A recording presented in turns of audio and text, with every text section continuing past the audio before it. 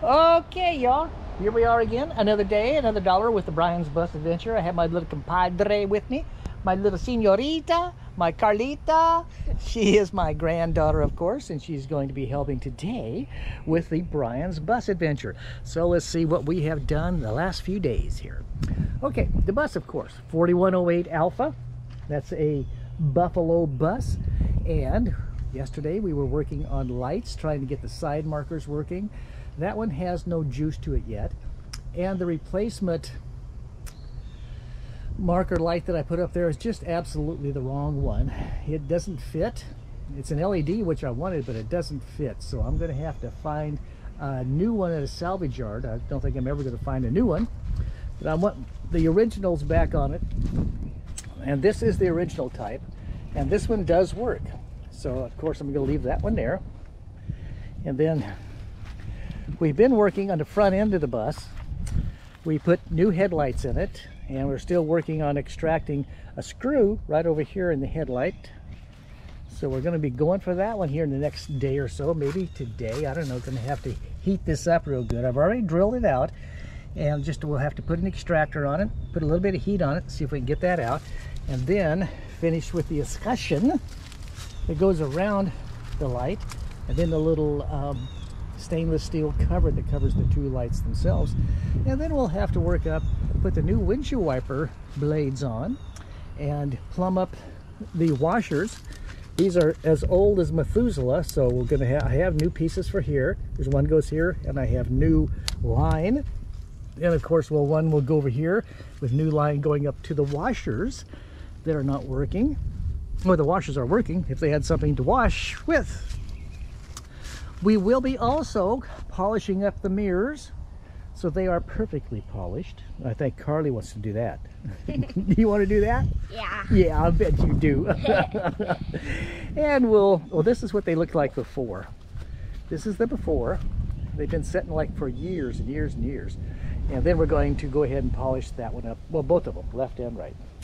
On this side, what are we going to do on this side?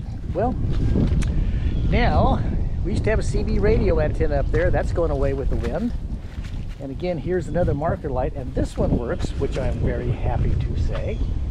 And working down the bus, this is where the generator goes. The generator's going in that one. You know, it's a butterfly or something in it. And we'll be stripping paint off the bus, the entire bus here before too long, and reattaching those patches right there. I don't know why they're there, but whoever did them did a very, very poor job of installing them. And this is where the marker light on this side goes, and it had the vent where the stove came out before originally, but that had all rusted out, so I have that all taped up, and I'll be making a new cover plate for that and also installing that light on that at the same time. This, of course, is where the old stove came out. Let's see, there's a refrigerator, and then here was the, let's see, yeah, this was the Suburban heater that came out of here, and this was the water heater. Oh, good. Okay, and they're all gone. We've replaced them with modern stuff. It does have, I think these were made for when you went into, when the bus went into the station, so you could hook up directly to a 120 or a 250 amp circuit there to keep the air conditioners running and that kind of stuff, and also a phone outlet. I don't know if they work or not. Don't know. We also, of course, will be putting in new weathering strips. As you can see, this one here, pretty well gone. And you know what kind of job that is. Actually, this door here, it's not too bad because it doesn't have the torsion bars on it. This one does, and that one does. So yuck on those. A big job.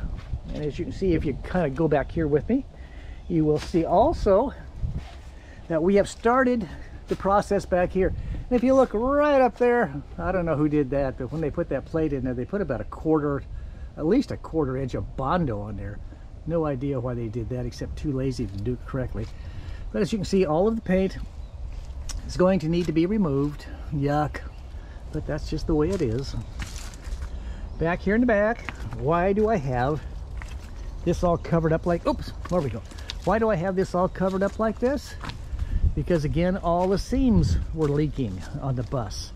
And that's what one of the challenges is. So I had to cover that side up.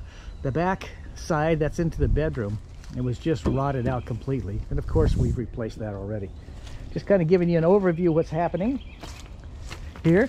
Do have the Michigan lights front and rear working, and I also have the tail lights now working. Or at least I have electricity to the tail lights. The connectors, the bulbs, the receptors for the bulbs are bad. Even though they're brand new, they're just junk. So I'll be replacing those again. And let's see, what else, Carly? What else are we going to do? What else are we going to do on the outside? I don't know either. Oh, we do have a DD3 or a DD2 brake chamber to replace on the right rear. We'll be doing that too as we go. Okay, what else? Yes, ma'am? What? Huh? Never mind. Nothing? Okay. Just go ahead. And again, this is what I do, or I have right now. I have all the seams here that are going to be taken out, all of the old putty that was in them taken out, and I'll be resealing all of those with Sikaflex. And then after that's done, of course, we're going to come back, strip all the paint off of it. The roof will have new paint on it also. It's going to be that reflective paint. And, oh goodness. Oh, up here in front, we have to put new windows in. Well, the big D window on both sides is good. And the small D window on the other side was good. But this one was completely fogged out. So I got a replacement from Luke up at US Coachworks up in New Jersey. But the frame on this small D window is pretty well rotted out, and I'll be replacing that. I'll be welding a new piece in there. Also taking the big D windows out and making sure that they don't need to be welded back together too, because I do see some right up here. See a little bit of cancer right up there and there. So no telling what's under there until we get there, so to speak. But that's kind of an overview of what we're going to be doing. Oh, as you can see, there are a bunch of rivets missing also, if you can see that. We'll be replacing all the rivets.